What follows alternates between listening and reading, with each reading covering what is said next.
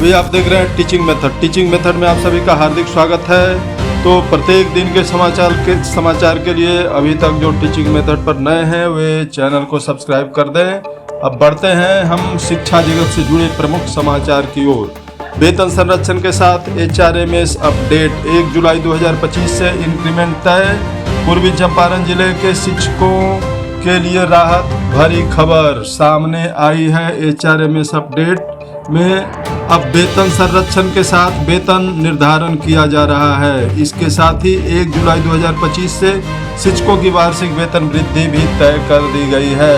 हालांकि अभी तक सभी शिक्षकों का निर्धारण पूरा नहीं हुआ है, लेकिन विभागीय सूत्रों के अनुसार शेष शिक्षकों का वेतन निर्धारण जल्द ही पूरा कर लिया जाएगा। बढ़ते हैं अब अगली समाचार की ओर। शिक्षकों के लिए उम्मीद की किरण बढ़ी है। इन सभी चुनौतियों के बावजूद विभागीय स्तर पर वेतन एरियर और ऑनलाइन बोर्डिंग की प्रक्रिया को गति देने का प्रयास जारी है। शिक्षकों से अपील है कि वे अपने दस्तावेज और सेवा सत्यापन जल्द से जल्द पूर्ण कराएं ताकि वेतन प्रक्रिया में देरी ना हो। अब अगली समाचार है HRMS अप्रूवल। अब पटना स्तर से नवीनतम जानकारी के अनुसार HRMS ऑन बोर्डिंग और अप्रूवल की प्रक्रिया अब पटना स्तर से पूरी की जा रही है। जिला स्तर पर डेटा इनएक्टिव मोड में भेजा जाता है और वहां से DPO, DO और अप्रूवल के बाद पटना में अंतिम स्वीकृति दी जाती है।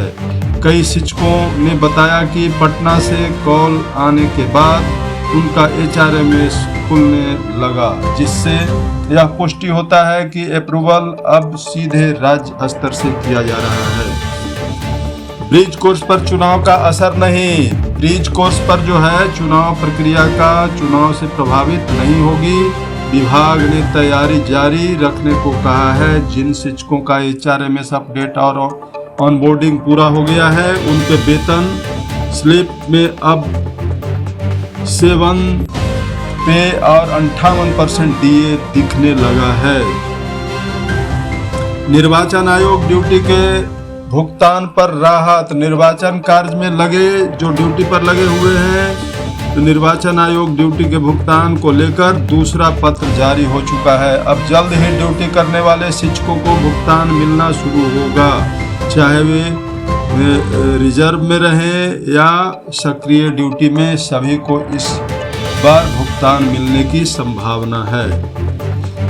अक्टूबर एडवांस सैलरी और एरियर भुगतान पर संशय। अक्टूबर एडवांस सैलरी और एरियर भुगतान को लेकर अभी भी स्थिति स्पष्ट नहीं है। विशिष्ट शिक्षकों, प्रधानाध्यापकों और TRE 1, 2, 3 शिक्षकों का एरियर भुगतान आधा अधूरा है। सरकार चाहे तो यह भुगतान कर सकती है, लेकिन वर्तमान में एरियर भुगतान की फाइलें प्रखंड स्तर पर लंबित है।